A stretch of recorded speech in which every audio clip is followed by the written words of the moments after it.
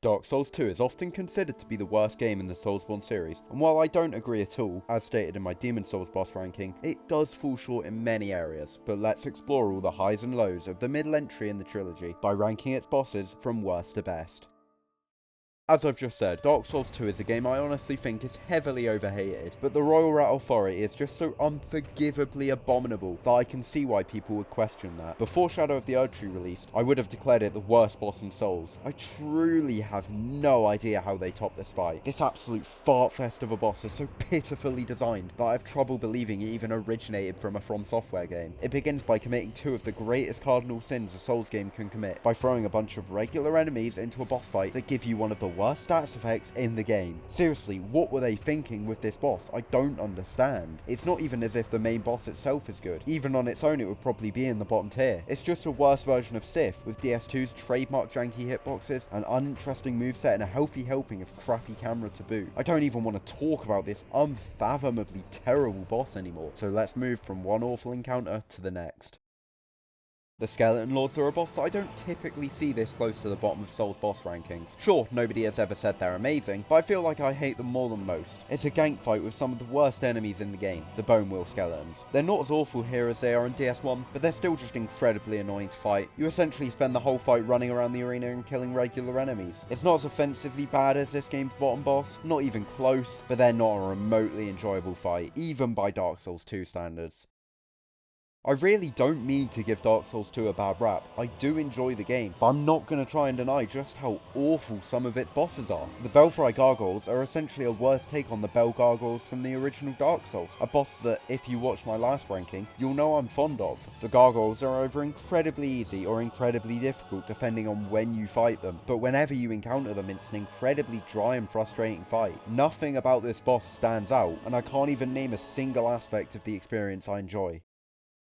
The concept for this boss isn't awful. Unfortunately, I take no pleasure in running through a hallway fighting regular enemies while getting run over by a pair of giant ugly horses. And even once that phase is over, the boss itself has a dull and one-dimensional moveset that just feels like a regular enemy anyway. Definitely not as bad as the bosses below it, but the Executioner's Chariot will never get any high honours in my books.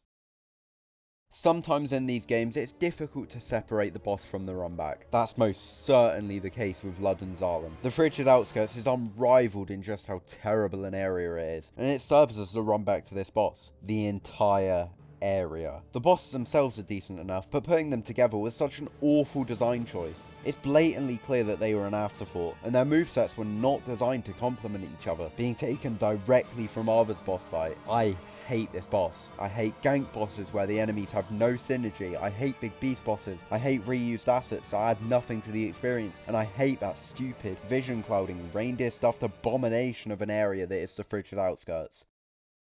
This boss is pretty damn bad. A room full of rats that can inflict toxic? No thank you. This boss's only saving grace is that it's pretty easy, so I don't have to worry about getting destroyed by the clear BS difficulty. It's a gank fight with a ton of enemies in a room. Can you really expect it to be any higher? It's questionable if this should even be counted as a boss. It's a room full of regular enemies that poses less of a threat than most of the enemy encounters outside of Dark Souls 2's boss fights. But it does ultimately have a glaring red health bar on the screen, so I have to include it. It's not the worst boss ever by any means, but it's just too pathetic to be any higher. Ancient Dragon is typically seen at the bottom of these lists, alongside the Bed of Chaos, though it doesn't make me quite angry enough to place it that low. The sum of its parts is admittedly pretty bad, but it's a less offensive boss than those below it in my eyes. Once you figure out the fight, it's pretty easy, and while not fun by any means, it almost manages to be a serviceable encounter, at least more so than everything below. Yet another unnecessary boss to pad the roster, perhaps the most irrelevant one of them all. The fight against a single Dragon Rider was decently enjoyable, however this just feels like it exists to fill an empty boss slot in Drangleic Castle. It doesn't help this gank that it's followed by a much greater boss either.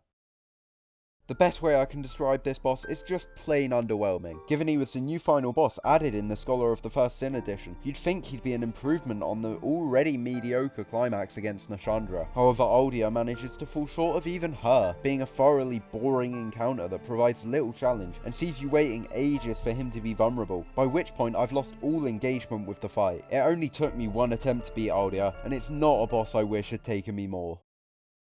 Being the first boss I fought in the notoriously hated Dark Souls 2, the last giant did not serve to remedy my apprehension towards the game. I have been enjoying it to this point, but comparing the last giant to Cleric Beast, Gundyr, Asylum Demon and Tree Sentinel, the first bosses from the Souls games I previously completed, it absolutely pales in comparison. He has an unengaging moveset, and the fight boils down to chipping at the ankles while facing off against janky hitboxes, which is never a great formula for a Souls boss. While Aldia takes the bottom spot for Soulsborne final bosses, his predecessor Nashandra doesn't make it much higher. Her moveset is bland and uninteresting, and the curse mechanic serves only as an annoyance. Her lore and design is admittedly great, with a chilling cutscene, but the fight itself is just completely unengaging. Add to that the threat of gravity should you stray too far to the back of the arena, and you have a recipe for a boss I'll never enjoy. Mithra is just a fairly bland fight. Her moveset is boring, her arena is dull, and while the mechanic of lighting the level on fire to drain the poison is a detail I appreciate, there's little to no indication you should do that without looking it up online. All that ties together to make Mithra one of the series' most forgettable bosses, and one I've never much cared for. I'm probably one of the few people in the Souls community who doesn't have this boss towards the bottom of my list. I still don't think it's great, but I do find it to be a pretty funny fight, and while not all that fun, it's at least more engaging than many of the fights below it, due to the element of strategy present in the fight. This is one of the most boring bosses in all of Souls. It's a mechanically dull game of cat and mouse, combined with an even more monotonous ankle-chipping race to the finish. It's definitely not helped by the fact that the Guardian Dragon is an enemy many players will already have faced outside the Cathedral's Blue, where it was even less entertaining than its boss counterpart. I feel like the old Iron King gets a bit more hate than he really deserves. He's by no means a breathtakingly great encounter, but the boss itself isn't egregiously bad. The hole in the arena is unnecessary, but I've never found it to be overly annoying. While I've defended the king, his moveset is flat, and I'm not going to try and justify giving this mediocre fight a higher placement. Freya is an example of a pretty harmless use of additional enemies in a boss. Granted, it's still not perfect, but they're inoffensive and don't harm the fight too much. The standout part of Freya's design is being able to attack both sides of her, with a vulnerable face on each side. This makes it much more mechanically interesting, though it isn't particularly my type of fight, and on my New Game Plus playthroughs, she became frankly plain frustration, since basically every attack from her, or her minions, would one-shot me. And let's not even get started on a Night Rain redesign. That fight is just not good at all. This Quilad clone suffers from a severe case of the easies. She barely even has anything that can hit you. Her moveset isn't terrible, but I just wish it presented any form of challenge. At least she serves as a cool homage to one of the best bosses from the original Dark Souls, which does make her at least a somewhat fun fight. The Rotten is a boss that suffers from one move in particular, the all too recognisable Get Off Me AoE attack. I sometimes don't mind these attacks, provided they have a long enough wind up to get away from. Adele's in Night Rain is actually a decent example. This boss, however, doesn't, and combined with the poison pools around the arena, it's just made into a frustrating fight at the end of a pretty bad area. Vendrick is a very interesting boss. The unique aspect of this fight actually revolves around finding giant souls elsewhere in the world to increase the damage you deal to him. I ended up fighting him with 3 souls, and provided you hug his left leg, you shouldn't struggle too much. He deals an honestly extortionate amount of damage, and with 3 souls the fight was extremely long and repetitive, so I'd recommend getting all 5. Vendrick is half combat, half lore, similar to the iconic fight against Gwyn, though Dark Souls 2 doesn't handle it nearly as well. The Giant Lord is certainly cool. I love the setting of this fight, with the chaos of a battlefield surrounding the encounter with a towering opponent. He also gets points for adding to the lore of the last giant, since it's actually a battle set in the past. The caveat comes in the mechanics, which provide an ankle-chipping encounter akin to his older self. Covetous Demon is a similar case to Pinwheel, being the jokingly easy boss at the bottom of every difficulty ranking. The fight is pretty terrible, but I take enjoyment from seeing this pitiful fatty rolling around in an attempt to put up a fight. Reminds me of my cat. My biggest issue with this fight is just how difficult it is to divide their attention. On the surface they follow the big enemy, small enemy design of Ornstein and Smoke, but their speed is relatively similar and the arena is completely empty, making it incredibly challenging to split them up. On top of this, the edge of the arena adds a third enemy to this gank fight, Gravity. I placed it this high since if you use the summon, it's a pretty enjoyable boss. However, without it, it feels pretty unbalanced and dull. Seaman of Dong, oh Seaman of Dong, sing for us your beautiful song. Seriously, who named this man? He's just a skull with a frog hide. I like it well enough mechanically, but I just find this silly little guy so amusing that it makes me enjoy this fight every time, despite its lackluster move pool. You unkindled are all the same. You watch my videos every week, yet never once do you take your place to that subscribe button. You are content to let me rot atop this mountain of unclicked buttons, to let me suffer for eternities to come until every boss has been ranked from worst to best. I did not wish for it to end this way. Why couldn't you have simply subscribed?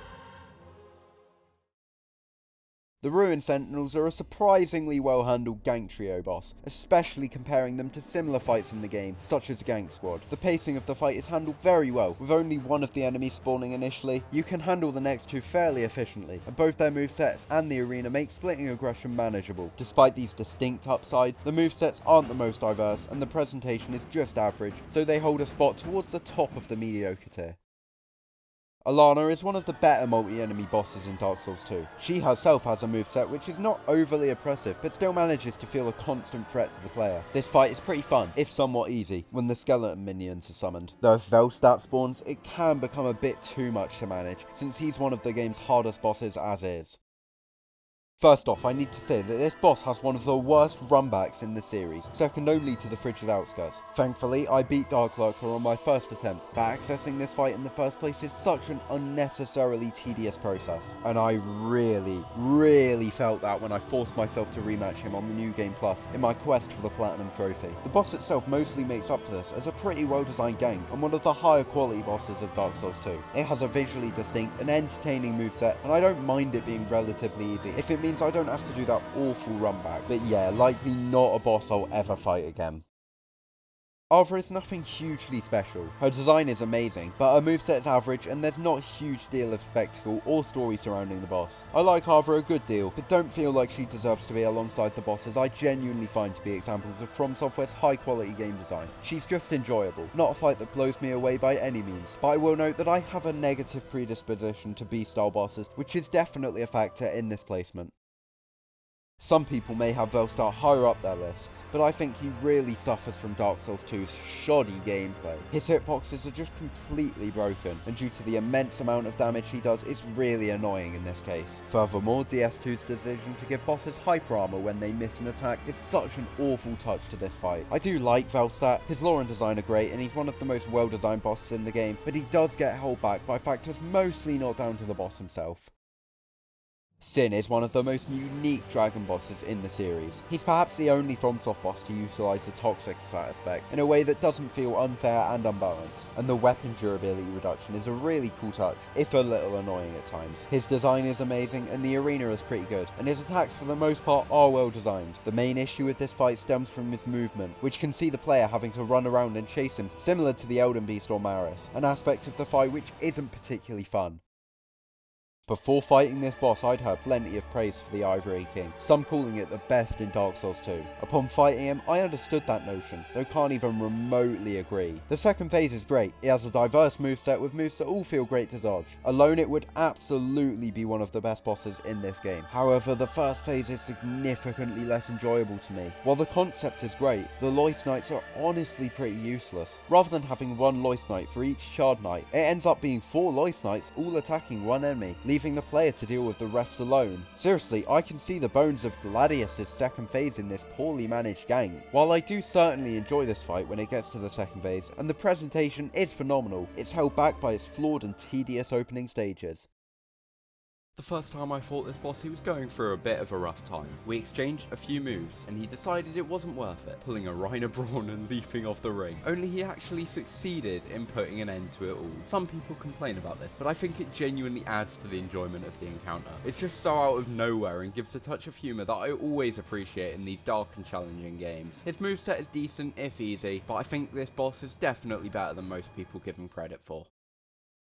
This is one of the most innovative concepts for a boss FromSoft have ever created. An enemy with different movesets depending on the side you face it from allows the players to really choose their own approach to the encounter, giving that sense of freedom the Souls games execute so well. But the creative aspects don't stop there, as the Flexile Sentry also features the great mechanic of the water rising, making the fight get gradually more difficult as it progresses. Unfortunately, the boss usually doesn't last long enough for this feature to live up to its potential, but the inspired new mechanics, solid gameplay and great setting make this boss a greatly memorable one. Smelter Demon is yet another Dark Souls 2 boss that struggles with a horrendous runback, with the Iron Keep earning a spot in my top 10 worst areas in the series. You can't even run past the enemies since they can stagger you out of the fog wall, so reaching this boss is such a slog. Since it's one of the game's more difficult bosses, you'll likely have to conquer this runback a fair few times. Thankfully, this demon redeems itself by being one of the more mechanically solid fights in the second Dark Souls game, and has some great elements to distinguish itself from the wide host of mediocre DS2 encounters. The Lost Sinners arena is essentially a far better version of the concept used in the fight with Mipha, where the player can interact with the level before the boss to alter the arena and make the boss easier. In this case, however, the boss isn't made much worse should players not light up the boss room, whereas fighting Mipha in a ring of poison is just unbearable. The Lost Sinner also has a much better moveset, one of Dark Souls 2's best. She doesn't do anything spectacular, but provides a well-rounded encounter that shows what Dark Souls 2 could have done had the developers not been so hyper-fixated on killing the player by any means necessary. This will definitely be a controversial placement, but I much prefer the reskin Smelter Demon to the original. I prefer the oddly telegraphed moves with lengthy delays that make the fight significantly more fun for me. I also prefer the design of the boss, likely because I just think Blue Fire is really damn cool. Overall, I just think this shiny Pokemon is a much more dynamic, challenging, and engaging fight than its standard counterpart. It was cool to see them mixed into one to return in Night Rain, though this boss doesn't translate hugely well to Night Rain's free-player oriented combat. The old Dragon Slayer is the boss I believe to be the most underrated in Dark Souls 2. I expect it's due to how easy this fight is, and how obsessed Soulsborne players are with difficulty. I'm not opposed to this, and agree that the best fights in the series tend to be incredibly challenging, but I don't think the easier bosses should be overlooked simply for that fact, nor should tough bosses be blindly praised simply for posing a challenge. This boss uses Ornstein's moveset from Dark Souls 1, but does take away a large part of the appeal of ONS. Despite this, I absolutely love fighting this badass knight, and feel it's a moveset that still holds up fairly well, especially compared with the rest of Dark Souls 2's roster. Dark Souls 2's resident court case waiting to happen. The Pursuer is a mechanically solid boss that poses a challenge due to its placement in the game, since even experienced Souls players will struggle to adjust to Dark Souls 2's clunky combat. They won't be attuned to all the techniques that can be used to make bosses easier. I think the ability to kill the boss with the ballistas is really cool, but I've never been able to pull it off successfully, and feel it might be easier to just face him straight up anyway. This boss serves as a great level hazard that returns in its true fight, and I think it has a really memorable design. He's one of the more tightly designed bosses in the game, and has a pretty good aesthetic and arena to go along with that. This boss is all about the presentation. The combat is above average by Dark Souls 2 standards, but it's nothing special by any means. But what lifts the Looking Glass Knight into this tier is the design of the fight. He has such unique and enticing visuals, with his giant mirror shield standing out from everything else in the series. The thunderstorm roaring above the arena atop Drangleic Castle. This fight, while not the deepest mechanical encounter, marks itself as a truly memorable one. The old monk-esque element in which the knight can summon another player is an interesting touch, which I do think could have been handled better, since it just makes the fight so much easier by allowing the player to wail on him from behind while he summons. Due to his simplicity and low difficulty, this boss can't earn a higher spot on the list, though this visually incredible fight does enough to solidify itself as the best boss in the main game of Dark Souls 2. There's one major feature that stands out about Sauron. Is it the enthrallingly designed arena, the usage of Dark Souls 2's questionable combat to create a great moveset, or even the score that stands out in a game full of forgettable tracks? No, it's the runback. That goddamn runback. I genuinely think if there were stakes of Marika in Dark Souls 2, this boss could be a tier higher on the list. But when I'm honestly deterred from fighting a boss just because of the runback, I have to acknowledge it. Sauron is an amazing fight by Dark Souls 2 standards, though those standards are not very high, and the awkward combat and dodgy hitboxes definitely hold it back. Nevertheless, Sauron deserves praise for putting that clunky Dark Souls 2 combat to good use and creating an enjoyable fight out of it. And let's not pretend as if Dark Souls 1's combat was without flaw either, but I'll be damned if fighting this boss is worth going through that abysmal runback. Taking the crown as the best boss in Dark Souls 2, Fume Knight is pretty unanimously agreed upon as its best encounter. He feels so much more refined than most of the game, really showing that Dark Souls 2 found its footing with its DLCs. I honestly think if Fume Knight didn't have to deal with the awful combat of DS2 and was part of Dark Souls 3 instead, he could be one of FromSoft's best bosses. All of the ideas behind this fight are very well considered, but my enjoyment of the boss is lessened by some incredibly questionable hitboxes, especially in his second phase. I don't know what could be improved about the Fume Knight on a conceptual level. Unfortunately, the lackluster gameplay of Dark Souls 2 is enough to hold him back from a higher honour as one of Soulsborne's greatest boss fights. I don't hate Dark Souls 2, far from it. While the frigid outskirts makes me want to skin myself alive, there's also a lot to love about this game, and I hope I conveyed that with this ranking. It's purely my opinion on a subjective medium, and you won't agree with everything. But let's at least remain respectful of differing preferences. If you enjoyed the video, a like and subscribe goes a long way as always, and I'm praying you'll join me next time to explore the horrors of Yharnam.